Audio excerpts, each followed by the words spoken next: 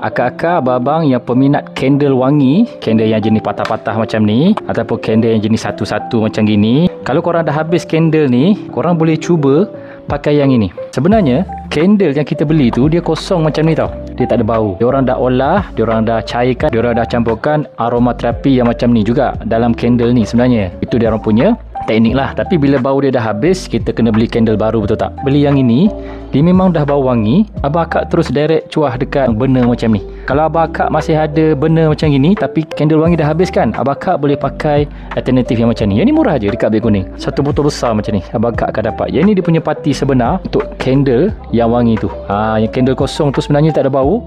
Inilah bau dia yang asalnya. Setiap kali pakai memang sikit je bakar. So boleh tahan lama. Nampak? Saya dah pakai banyak kali baru sampai paras ni yang bakar. Contohlah kalau bakar nak olah balik candle yang kosong macam ni, bakar balik, campur aromaterapi ni dalam candle ni, and then nak bakar dekat burner pun boleh juga bakar. Bergantung cara nak pakai dia. Tapi serius cakap, direct macam ni pun memang dah wangi bakar. Ini bauan plant, fragrant, memang wangi dan smooth je bau dia. Kalau bakar nak, bakar boleh grab dekat beg kuning bawah tu, memang akan dapat yang macam ni.